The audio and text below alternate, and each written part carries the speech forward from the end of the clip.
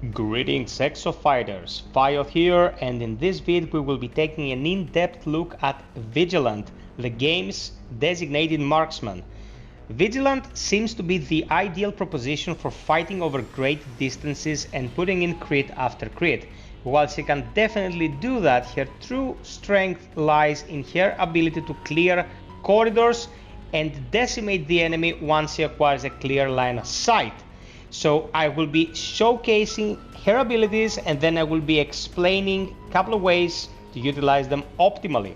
First and foremost, double jumping. She can use a shot from the rifle to jump at great heights, and this is insanely useful in case you want to get out of a pinch. This can be coupled with catapult, since you can jump way high and then dictate a designated area and you can vault there to clear obstacles and evade the enemy. For the variety of your games though, you should be using the laser cannon, and I'm gonna explain why.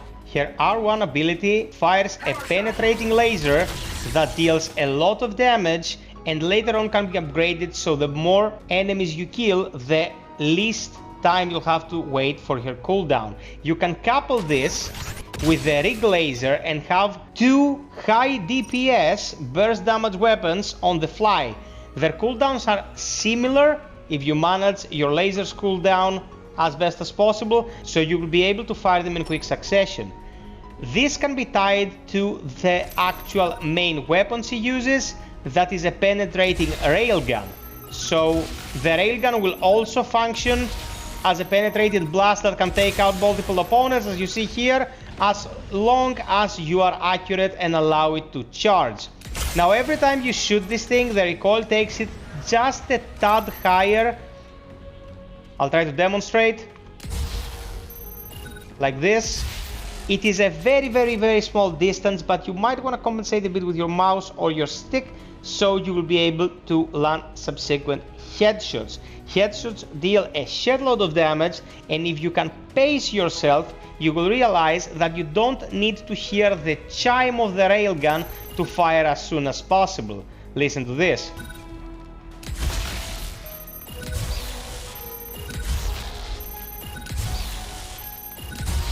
So as long as you see the bars on the left and right side of the reticule full, those 6 bars, those 6 arrows, you're ready to fire and you don't need to hear the chime.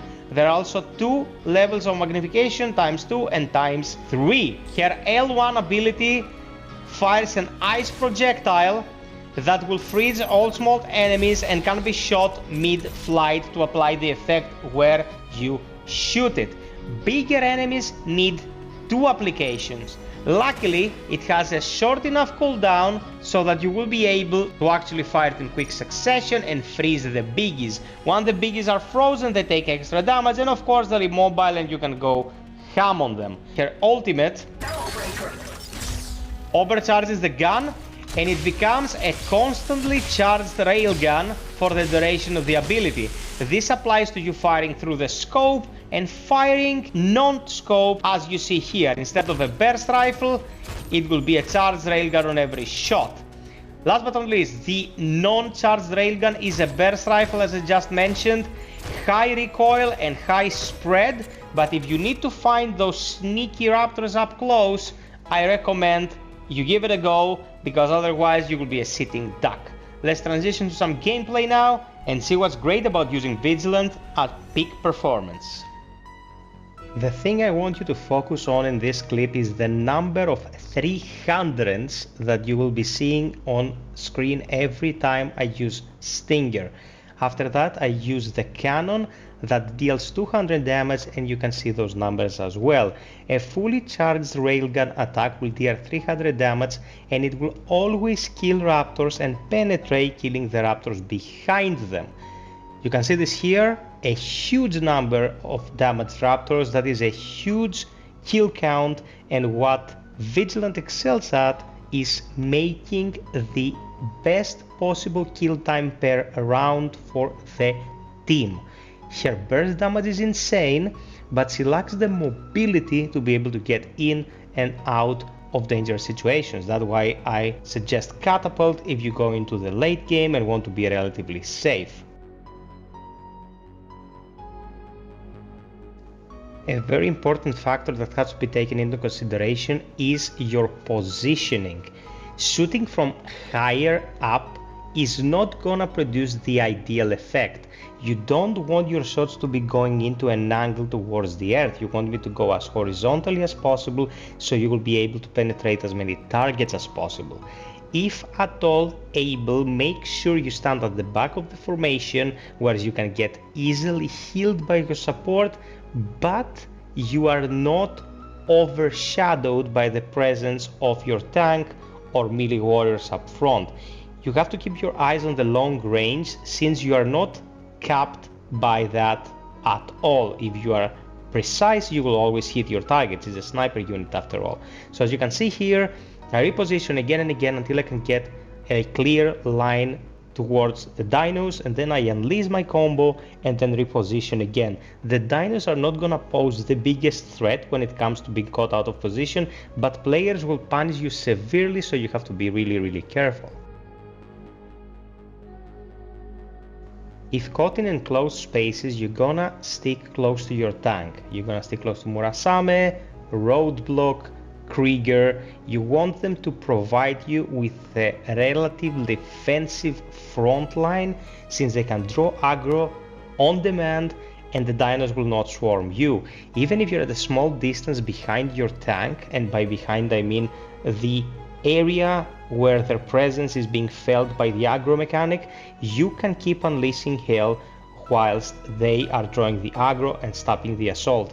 If they get too close, don't forget to stop scoping and just deal with the enemy with a burst rifle. That's very important. In an optimal scenario, you will be fighting in places like this though, like the highway in one of the available parts of town. If you fight here, there is nothing to worry about. You can get as much space between you and the enemy as you wish, and you can just keep unleashing hell upon the dinos. The Stinger will shred them, the cannon will complement your damage, and your main gun, the Railgun, if charged, can kill a big number of them via penetration in one shot. It's 300 HP per bullet, far more than the health pool of these little critters.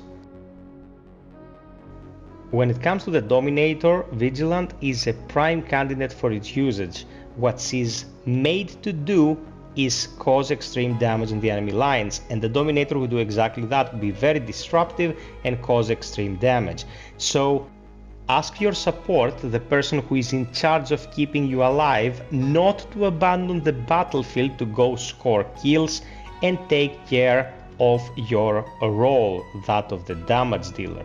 Dominator is a very integral part of every engagement, and if mishandled, it will give a huge tactical advantage to your opponent, and that's something you really don't want. So people, this is my first vid for EXOPRIMAL. I intend to cover the game very extensively. Hit like, subscribe and hit the bell if you want more content like this. Leave any questions in the comment section below, and until next time, stay shiny like chrome. Cheers!